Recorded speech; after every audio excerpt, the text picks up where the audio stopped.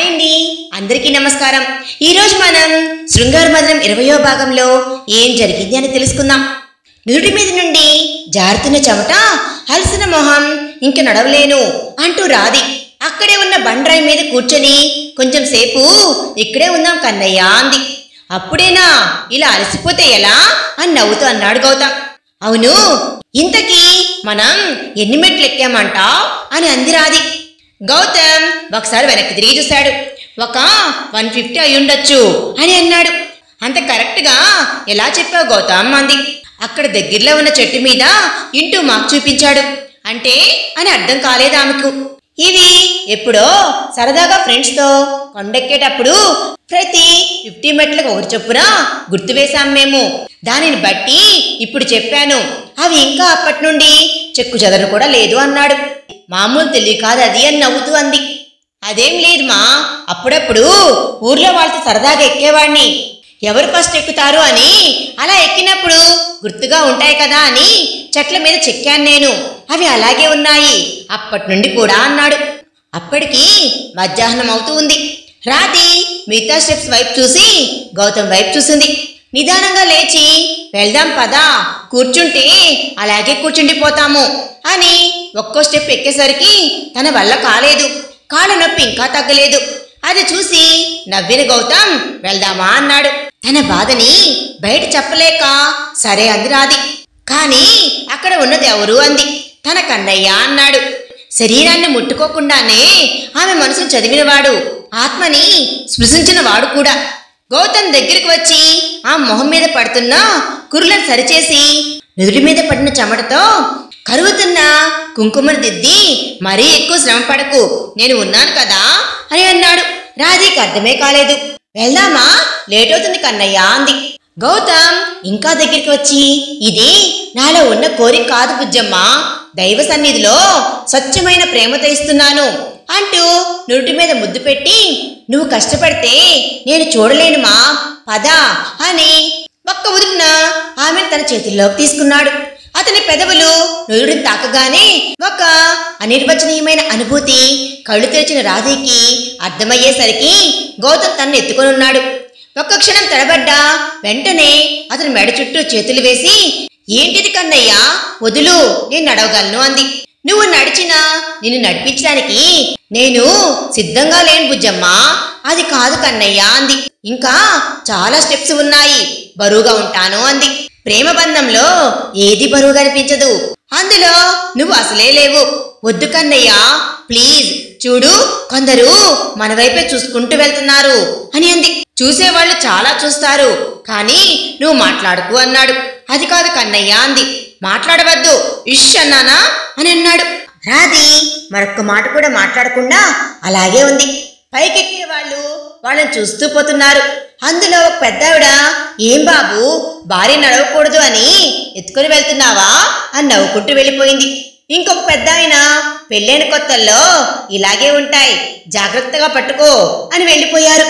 ఇంకోవైపు ఇద్దరు అటువైపు చూడండి ఎంత ప్రేమగా ఎత్తుకున్నారు, మీరు ఉన్నారు ఎందుకు అని అతని భార్య రుసరుసలాడుతూ వెళ్ళిపోయింది.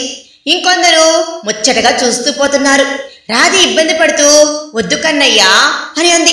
గౌతమ్ మా వైపు చూస్తూ చుట్టూ కాదు నన్ను చూడు అన్నాడు. ఇంకా మాట్లాడలేకపోయింది. అతని చుట్టూ చేతులు వేసి అతని కళ్ళల్లోకి చూస్తూ కాలం కరుగుతుందో ఆగిపోతుందో ఆ కళ్ళల్లో చూస్తే చాలు, అసలు ఏమీ కనపడవు, వినపడను కూడా వినపడవు. కనుబొమ్మలతో కవ్విస్తూ చూపులతో ఊపిరి అందిస్తూ మది అల్లుకున్న ఊహరూపంగా నా ముందరికి వచ్చి నా జీవితంలో వెలుగు నింపే దారివయ్యావు. ఎదకోవెల్లో కొలువుండి ఎన్నటికీ వీడిని తోడుగా మారావు. అందుకే ఏమో నన్ను నేను ఎప్పుడో నీకు అప్పగించి నిన్ను అల్లుకున్నాను అని అంది. ఆమె వైపు చూసిన గౌతమ్ నువ్వు అల్లుకున్నావని కాబట్టేమో మనసు ఇంకా ఇరుగ్గా మారిపోతుంది, మొత్తం నువ్వే నిండిపోయావు, నువ్వు తప్ప ఇంకెవ్వరు వద్దు అంటుంది నా మనసు అని అన్నాడు. ఆ మాట వినగానే కళ్ళు పెద్ద చేసి చూసింది రాధి. మరి అంత ఆశ్చర్యంగా చూడకు బుజ్జమ్మ అన్నాడు. అది కాదు నేను అని అంది బుజ్జమ్మ. మనసులో ఏమనుకున్నా తెలిసిపోతుంది, నీ గుండె చప్పుడు నేనే కదా అని అన్నాడు. ఆ మాటలకి ఇంకేమి మాట్లాడలేక రాధిక తల పక్కకు తిప్పి చూస్తుంది. నువ్వు ఇలా సిగ్గుపడ్డావనుకో ఇక్కడే తాళి కట్టేస్తా, అత్తారిల్లు కూడా పక్కనే ఉంది అన్నాడు. అంతే, అలాగే చూస్తుంది పోయింది రాధి. ఏంటి అని కళ్ళు ఎగరేశాడు. ఏంటి, ఏం మాట్లాడుతున్నావు నువ్విలా అని అంది. ఏం చేయను, నిన్ను చూస్తే ఆటోమేటిక్గా వచ్చేస్తాయి మాటలు అన్నాడు. బాబోయ్ ఇంక చాలు అంటూ అతని మెడ చుట్టూ చేతులు వేసింది. రాధిని అలాగే పట్టుకొని ఎక్కుతున్నాడు. కన్నయ్య అలసటగా లేదా, చాలా దూరం వచ్చినట్లున్నా అంది. అస్సలు లేదుమా, అయిపోయింది కదా, ఇంకొంచెం దూరమే అన్నాడు. చాలా ఎండగా ఉంది.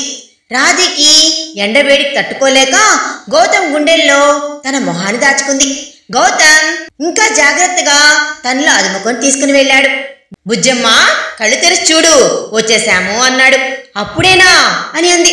హా అంటూ ఆమెను కిందకి దించుతూ, చాలా కోరికగా ఉన్నట్లుగా ఉంది, ఇంకా నా చేతుల్లో ఉండాలని అని అన్నాడు గౌతమ్. అయ్యో లేదు కన్నయ్య, చాలా ఫాస్ట్గా వచ్చేసాం కదా, ఎలా అని నువ్వు ఈ మధ్య చాలా మాటలు మాట్లాడుతున్నావు అంది. ఏం మాట్లాడినా నీ దగ్గరే కదా. నిదానంగా ఇద్దరు లోపలికి వెళ్ళారు. అక్కడ ఉన్న ఈ ఆలయంలో ముందు వాళ్ళు చేయాల్సిన పూజలు చేసి తర్వాత కులదేవత ఆలయానికి వెళ్లారు. అక్కడ పూజారి గారు చాలా పెద్ద ఆయన. ఇద్దరిని చూస్తూ కొత్త జంట అనుకొని పూజ మొదలు పెట్టారు. అంతా అయిపోయాక వాళ్ళ చేతికి పూజ సామాగ్రి ఇస్తూ గౌతమ్ని కొన్ని క్షణాలు చూసి, నువ్వు గౌతమ్ కదా అని గుర్తుపట్టారు. అవును పెద్దయ్యా అని అన్నాడు గౌతమ్ నవ్వుతూ. గుర్తుపట్టారు, అక్క ఎలా ఉంది అన్నాడు. మర్చిపోయే అవకాశం నువ్వెక్కడిచ్చావు అన్నాడు. నీ వల్ల ఊరు బాగుపడింది, నా కూతురు పెళ్ళయింది, సంతోషంగా ఉంది. నువ్వే లేకపోతే తన హార్ట్ ఆపరేషన్ చేయించే స్తోమత నాకు ఉండేదే కాదు. నీ మనుషులు ఇక్కడికి వచ్చి ఊరికి కావాల్సినవన్నీ చేశారు కదా, అందులోనే నన్ను కలిసి నా గురించి తెలుసుకొని నీ వర్క్ విషయం చెప్పారు. ఎప్పుడు సంతోషంగా ఉండు బాబు అన్నారు. అంత మాట అనకండి, నాకు చేతనైంది నేను చేశాను అంతే అన్నాడు గౌతమ్. అది నీ పెద్దరికం బాబు, నిజంగా మీ అమ్మా నాన్న అదృష్టవంతులు అని మనస్ఫూర్తిగా దీవించారు. నీ భార్యనా అని అడిగారు పక్కనే ఉన్న రాధికను చూస్తూ. అవును, కాబోయే భార్య, ఇంకో వారంలో పెళ్లి కూడా, అందుకే ఇక్కడికి వచ్చాము పూజ కోసం అని అన్నాడు. ఆయన ఎందుకో ఒకసారి రాధిక కొన్ని క్షణాలు చూసి ఏదో గుర్తుకొచ్చింది. తను అనుకున్నది కరెక్టా కాదా అని అనుకుంటూ ఆమె వైపు చూసి, నువ్వు లలిత కూతురువా అన్నారు. రాధకి ఒక్క క్షణం ఏమీ అర్థం కాలేదు. క్షమించండి, మీరు చెప్పింది అర్థం కాలేదు అనంది. పూజారి గారు నవ్వుతూ, మీ అమ్మగారి పేరు లలితానా అని అన్నారు. అవును అంది అయోమయంగా చూస్తూ. ఎందుకంటే ఆయన్ని తాను చూడటం ఇదే మొదటిసారి, ఎప్పుడూ ఇక్కడికి రానేలేదు. ఈ ఊరికి రావడం కూడా ఇదే మొదటిసారి. అందుకే కళ్ళల్లో ఎన్నో ప్రశ్నలు, వాటి తాలూకు ఛాయలు మొహం మీద కనబడుతూ ఉన్నాయి. ఆయన ఇద్దరిని మార్చి మార్చి చూశారు. కొన్ని క్షణాల తర్వాత కళా గురించి అడిగినప్పుడు గౌతమ్ ఆ పెళ్లి కళాకు ఇష్టం లేదు అని జరిగిందంతా క్లుప్తంగా చెప్పాడు. కళా గురించి మాత్రమే ఇంకేమీ చెప్పలేదు. ఆయన నవ్వుతూ, విజునాథ్ను ఎవ్వరూ తప్పించలేరు అని మళ్ళీ ఇంకోసారి రుజువైంది అంటూ ఇద్దరినీ కలిపి ఆశీర్వదించారు. ఇద్దరి వైపు చూస్తూ, సాయంత్రం వీలు చూసుకుని ఇంటికి రా బాబు అంటూ తన బొడ్లో దాచుకున్న తాళం తీసి గౌతమ్ చేతిలో పెడుతూ, మీ అమ్మా నాన్న ఇంటి తాళాలు, నువ్వు నాకు ఇంత చేసినప్పుడు నేను మీ అమ్మా నాన్న జ్ఞాపకాన్ని భద్రంగా దాచలేనా? ప్రతిరోజు మీ ఇంటిని శుభ్రం చేయిస్తూ కొంచెం పాడుపడిన వాటిని మళ్ళీ ఊరు వాళ్ళ సహాయంతో చక్కదిద్దాను. ఎప్పుడో ఒకప్పుడు ఖచ్చితంగా వస్తావని నమ్మకంతో దీన్ని నా దగ్గరే దాచిపెట్టున్నాను. మీరు వెళ్ళి తేలికపడండి, విశ్రాంతి తీసుకోండి, నేను భోజనం పంపిస్తాను అంటూ వారికి మరొక మాట మాట్లాడే అవకాశం ఇవ్వకుండా వేరే వాళ్ళు రావడంతో అటువైపు వెళ్ళిపోయారు. మళ్ళీ ఇంకోసారి వెనక్కి తిరిగి సాయంత్రం నన్ను కలవడం మర్చిపోవద్దు అని చెప్పారు. గౌతమ్ రాధిక ఇద్దరు ఆశ్చర్యపోయారు. గౌతమ్ చేతిలో ఉన్న కీస్ని సంతోషంగా చూశాడు. చేతిలో ఉన్న కీస్ తీసుకుని గౌతమ్ రాధిక వెనుదిరిగారు. అక్కడ తమ పని మొత్తం పూర్తి చేసుకొని ఎక్కడంలో ఉన్న కష్టం దిగడంలో అనిపించలేదు. చాలా తేలిగ్గా ఉంది రాధికి. రాధి చాలా తేలిగ్గా దిగేస్తుంది. రాధికను చూస్తూ గౌతమ్, జాగ్రత్త బుజ్జమ్మ, వాలుగా ఉంది అని అన్నాడు.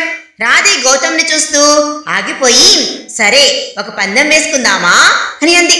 ఏంటది అని అన్నాడు పక్కకు వస్తూ. ఎవరు ఫస్ట్ కిందకి వెళ్తారో చూద్దామా అంది. అవునా, నేను ఇప్పుడే పుట్టి పెరిగాన అమ్మాయి, నువ్వు సిటీ నుండి వచ్చావు, వెళ్ళగలవా అని అన్నాడు. ఎక్కడి నుండి అయితే ఏమబ్బాయి చెప్పు, వెళ్దామా అంది. సరే మరి పందెమేంటి అన్నాడు రాధి వైపు కొంటెగా చూస్తూ. రాధి ఆ చూపుకి తడబడినా మరుక్షణమే తేరుకొని ఏమీ లేదు, జస్ట్ సరదాగా అంటూ ముందుకు వెళ్ళబోయింది. ముందరికి వెళ్తున్న ఆమె చేయి పట్టుకొని తన మీదకి లాక్కొని, పందెం అనేది లేకుండా అంటే ఎలా బుజ్జమ్మా, ఏదో ఒకటి చెప్పు అన్నాడు. ఏంటిది, వదులు, ఎవరైనా చూస్తారు, పదా వెళ్ళిపోదాం అంటూ విడిపించుకొని ముందరికి కదిలింది రాధి. ఇందాక అది ఇది అన్నావు అని అన్నాడు ఆమె వెనకాల చేరి. వద్దులే కన్నయ్య, నువ్వు ఏదో ఒకటి మాయ చేస్తావు నన్ను అని అంది. నేనా, నువ్వు చెప్పిందే కదా బుజ్జమ్మా, నేనడిగాను, నా మీద నువ్వు నిందలు వేయడం తగనా ఆశ్చర్యంగా చెప్పాడు అతను నవ్వుతూ. రాధి అతన్ని చూస్తూ ఏ పందెము వద్దు, ఇద్దరం కలిసి పోదాం పదా, నీ వెనకాలే నేను అంది. కాదు, నాతోనే నువ్వు అన్నాడు. కన్నయ్య ఒకటి అడగనా అని అతన్ని చూస్తూ అంది. రాధిని చూసి ఒకటి కాకపోతే 100 అడుగు చెప్తాను అన్నాడు. అక్కడ పక్కనే ఉన్న జామ చెట్టు నుండి పండ్లను తెంపుతూ ఇవి ఎందుకు అడిగింది. ఉదయం నుంచి ఏమీ తినలేదు కదా, ఇంటికి వెళ్లేసరికి లేట్ అవుతుంది, వద్దులే వెళ్ళాక తిందామంది. ఆమె వైపు చూశాడు గౌతమ్. నవ్వుతూ గౌతమ్ చేతి నుండి ఒకటి తీసుకుంది. ఎటువంటి కెమికల్స్ లేకుండా సహజంగా అడవిలో పండినవి, చాలా బాగున్నాయి అంది. గౌతమ్ కొంచెం తిని ఇది ఓకే, నీదెలా ఉంది అంటూ తాను తిన్నది ఆమె చేతిలో పెట్టి ఆమె కొరికింది తీసుకున్నాడు. చెప్పాను కదా నువ్వు మాయ చేస్తావు అని అంది. అరే, పండ్లు మార్చడం కూడా మాయేనా అని అన్నాడు నవ్వుతూ. సరే, ఏదో అడుగుతా అన్నావు కదా, ఏంటిది మా అని అన్నాడు. అది ఎలా చెప్పాలో అని ఆలోచిస్తూ ఉంది. అది అంటే ఏంటి మా అడుగు అన్నాడు. హా, అది అది అని ఆగిపోయింది. అడుగు అని అన్నాడు. కన్నయ్య అనంది. ఒకవేళ ఆమె వైపు అనుమానంగా చూశాడు. అదే ఒకవేళ నేను ఇలా కాకుండా మారిపోయానే అనుకో, అప్పుడు కూడా ఇంత ప్రేమను చూపిస్తావా నా మీద అని అంది.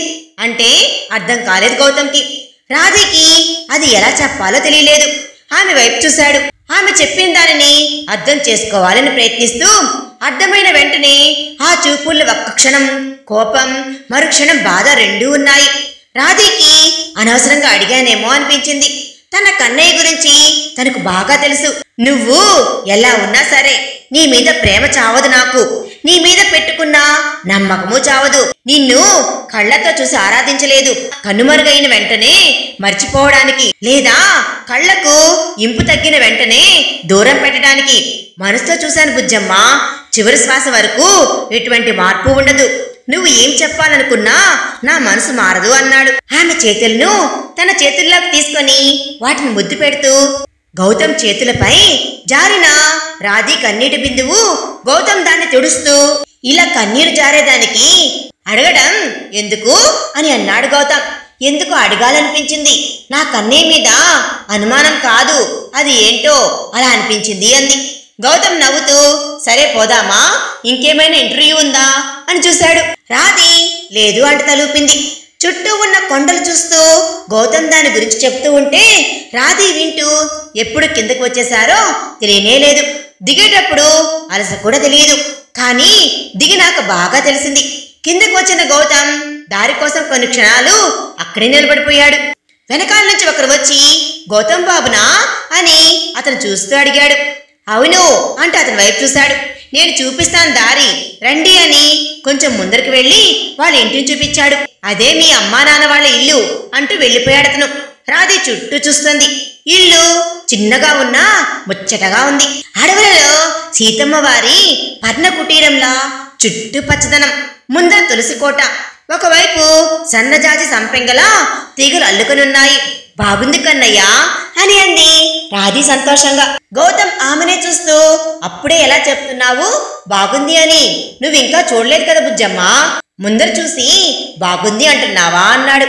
నా ఇల్లు కదా, ఎలా ఉన్నా నాకు బాగుంటుంది అని అంది అతని వైపు చూస్తూ. గౌతమ్కి ఆమె మాటల్లో ఉన్న అంతరార్థం అర్థమైంది. ఇద్దరు ముందుకు కదిలారు. నడుస్తున్నా రాధి చూసుకోకుండా రాయిని తట్టుకొని కింద పడిపోయింది. కరెక్ట్ సమయంలో గౌతమ్ పట్టుకున్నాడు. ఏమీ కాలేదు కదా అని అన్నాడు కంగారుగా. ఏమీ లేదు అంటూ తల అడ్డంగా ఆడించింది. అయితే ఆమె మొహంలో కదులుతున్న భావాలను చూస్తూ కింద చూశాడు గౌతమ్. రాయి తట్టుకోవడం వల్ల బొటన వేలు చిట్లి రక్తం వస్తుంది. అది చూసి గౌతమ్కి చాలా బాధ అనిపించింది. అయ్యో చూడుమా ఎంత గాయమైందో అని అన్నాడు. కన్నయ్య ఏమీ కాలేదు అంది.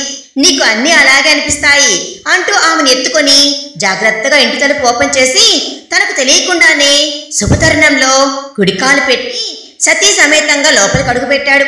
అక్కడే ఉన్న చెక్క బల్ల మీద ఆమెను కూర్చోపెట్టి ఇల్లంతా వెతికాడు. దేవుడి పడాల దగ్గర ఉన్న దూది కనపడింది. దానిని తీసుకొని జాగ్రత్తగా ఆమె కాల్ని ఒడిలో పెట్టుకొని మొత్తం క్లీన్ చేసి చుట్టూ చూశాడు. పూజారి గారు చెప్పినట్లు ఇల్లు చాలా శుభ్రంగా అందంగా ఇంటిని పెట్టారు. వెతుక్కోవాల్సిన అవసరమే లేదు. దేవుడి పటం ముందు ఉన్న పసుపు తీసుకొని ఆమె గాయానికి అదిమి ఎక్కువ కాకుండా జాగ్రత్తగా కట్టుకట్టాడు.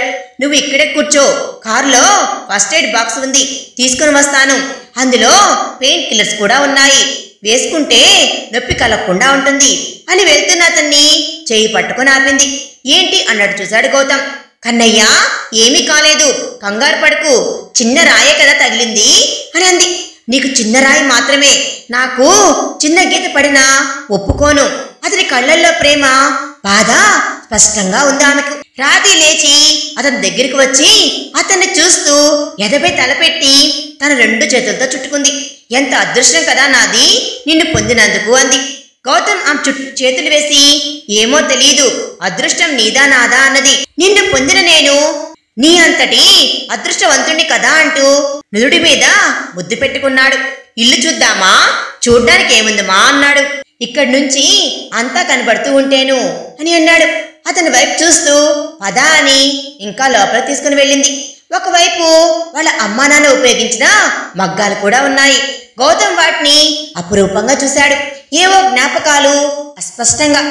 రాధిక దగ్గరికి వచ్చి భుజం మీద చేయి వేసింది. ఆమె స్పర్శతో లోకంలోకి వచ్చి చుట్టూ చూస్తూ ఉన్నాడు. ఒకవైపు గోడ మీద దేవుని పటాలతో పాటు చాలా ఫొటోస్ కూడా ఉన్నాయి. ఫ్రేమ్ కట్టించి చాలా పాతకాలం నాటివి, బ్లాక్ అండ్ వైట్ కూడా ఉన్నాయి.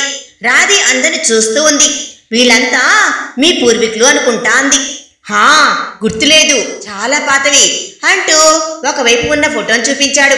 అమ్మా నాన్న అని ప్రేమతో నమస్కరించి నువ్వు మీ అమ్మ పోలికే కదా అంది. ఏమో అందరూ అలాగే అంటారు అని అన్నాడు నవ్వుతూ. ఒక్క క్షణం ఫోటో వైపు చూసి మళ్ళీ అతన్ని చూస్తూ అనడం లేదు, నువ్వంతా అత్తమ్మ పోలికే, కావాలంటే నువ్వే చూసుకో అని అంది నవ్వుతూ. అన్నీ చూస్తున్న రాధి కళ్ళు ఒక చోట ఆగిపోయాయి. ఒక ఫోటో మీద. ఆ ఫోటోని ఎక్కడో చూసినట్లుగా అనిపిస్తుంది. ఎక్కడా అన్నా జ్ఞాపకమే లేదు, గుర్తుకి రావడం లేదు. కొన్ని క్షణాలు తదేకంగా చూసింది. గౌతమ్ ఆమెను కదిలిస్తూ ఏం చూస్తున్నావు అని అడిగాడు. అతని వైపు చూస్తా ఏమీ లేదు అంటూ అక్కడి నుండి పక్కకు వచ్చేసింది. మళ్ళీ ఏదో గుర్తుకొచ్చి దేవుడి ముందు దీపం వెలిగించి మనస్ఫూర్తిగా దండం పెట్టుకుని వెనుతిరిగింది ఆమె. గౌతమ్ ఏంటి ఫోటో వైపు కళ్ళార్పకుండా చూస్తున్న ఆమెను చూసి గౌతమ్ ఏం చేస్తున్నావు అని అడిగాడు. దానికి రాధి ఏమీ లేదు అంటూ తలాడించి పక్కకు వచ్చింది. సరే మోహన్ చూడు, అలసిపోయావు అంటూ అక్కడ ఏదో వెతుకుతూ ఉన్నాడు. రాధి ఏంటి అన్నట్టు చూసింది అతన్ని. ఆమెను చూస్తూ మనలా కాదు, వాష్రూమ్ ఇక్కడ ఇంటి వెనకాల పెరడ్లో ఉంది అన్నాడు. నవ్వుతూ సరే అంత లూపింది. ఇంకా వెతుకుతూనే ఉన్నాడు. ఏంటి వెతుకుతున్నావు కన్నయ్య అర్థం కాక అడిగింది ఆమె. అదేమా, మనం ఏమీ తెచ్చుకోలేదు కదా అని చూస్తున్నాను, ఇక్కడేమైనా ఉన్నాయేమో అని అన్నాడు. రాధి చుట్టూ చూసి అక్కడ గదిలో గోడవారగా ఉన్న ఒక చెక్క అలమర ఉంది. వెళ్ళి అది ఓపెన్ చేసి ఎక్సైట్మెంట్ గా కన్నయ్య చూడు ఇక్కడ కావాల్సి ఉన్నాయి అంది. అక్కడికి వచ్చి చూసిన గౌతమ్కి అనుకున్నవి దొరికాయి. వాటిని చూస్తూ కానీ ఇవి పాతవి కదా నువ్వు అని అన్నాడు సందేహంగా. అమ్మ చీర పాతదవ్వదు కన్నయ్య, బోరు కూడా కొట్టదు. ఇది కట్టిన ప్రతిసారి వాళ్ళు ప్రేమతో మన దగ్గర ఉన్నట్లు అనిపిస్తుంది అంటూ తనకు కావాల్సినవి తీసుకుని వెళ్ళిపోయింది. గౌతమ్ కూడా నవ్వుతూ తనకేం కావాలో తీసుకున్నాడు.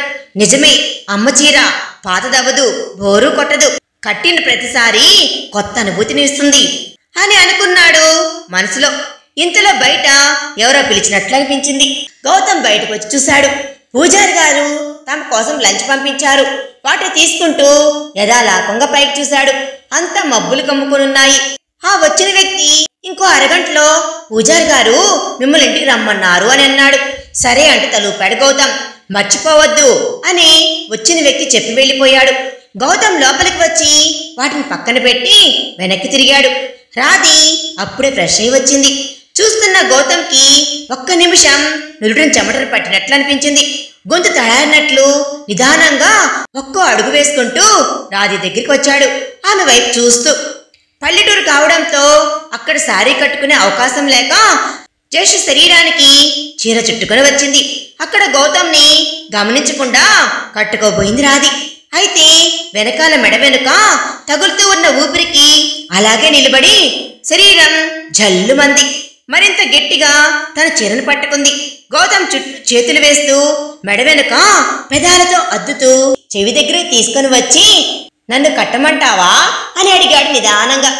అప్పటికే ఆ స్పర్శతో మైకం కమ్మినట్లు ఉన్న రాధి ఆ మాటతో అతని వైపు చూడకుండా నేను కట్టుకుంటాను, పక్కకు వెళ్ళు అంది.